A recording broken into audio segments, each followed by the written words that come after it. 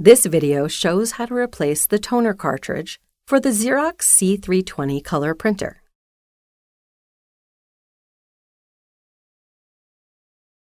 The toner cartridges are accessible from the right side of the printer. Open door B.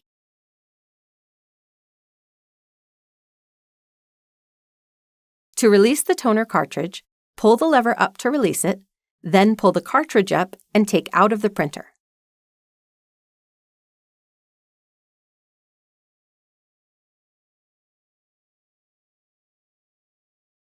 Insert the new toner cartridge into the printer, then push it down until it clicks into place. Close door B.